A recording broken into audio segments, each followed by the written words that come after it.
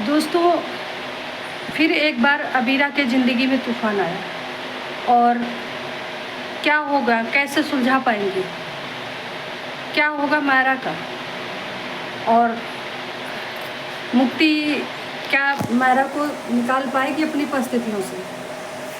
तो दोस्तों, देखते रहिए रिश्ता क्या कहलाता है।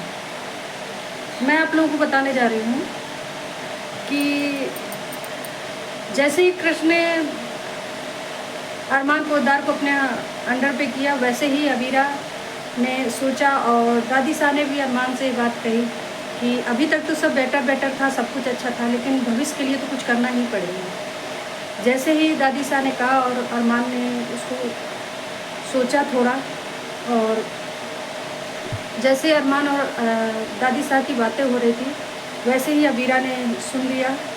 और अरमान किसी भी तरह की लड़ाई झगड़ा नहीं चाहता था, क्योंकि उसके जीवन में 8 साल बाद खुशियाँ आई थी और वो ये चाहता था कि परिवार खुश रहे, सभी लोग खुश रहें।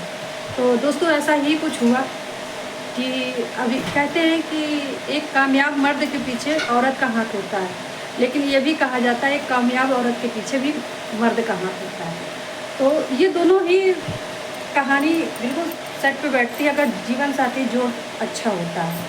तो दोस्तों, अबीरा ने सोचा कि जैसे मैं अरमान पोद्दार हाथ में नहीं है, फार्म हाउस हाथ में नहीं है, तो क्यों ना हम लोग मिलकर ही बिज़नेस करें, घर से ही करें। तो उसने घर पे ही अपना फार्म हाउस खोल दिया है।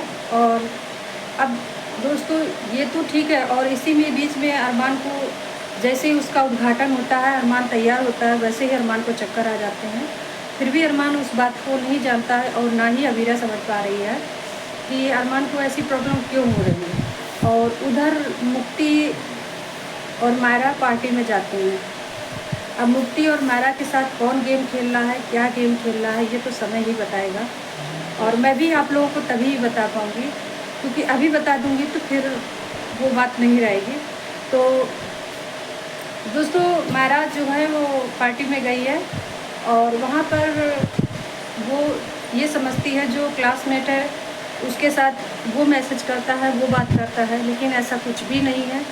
और दोस्तों, उसके पास तो 4 दिन से बेचारे के पास फ़ोन ही नहीं था। जब मायरा को ये बात पता चलती है तो वो शॉक पे हो जाती है, ऐसा क्या है कि इसके पास फ़ोन नहीं है, फिर मुझे कौन मैसेज कर रहा है।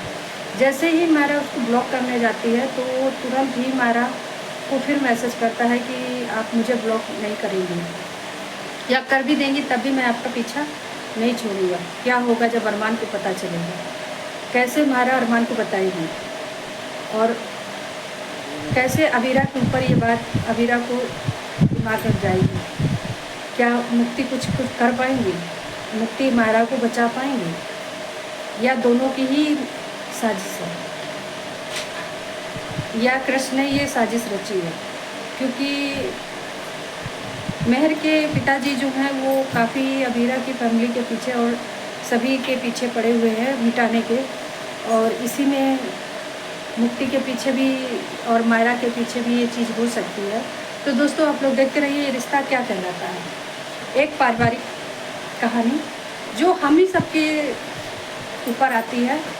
और दोस्तों, चैनल को लाइक कीजिएगा, सब्सक्राइब कीजिएगा, बेल आइकन की बटन दबाइएगा, जिसमें मेरा नेक्स्ट वीडियो आप लोगों के पास तुरंत पहुँचे। और सुबह का दोस्तों, राधे राधे, फिर मिलते हैं आप लोग के साथ। Thank you so much.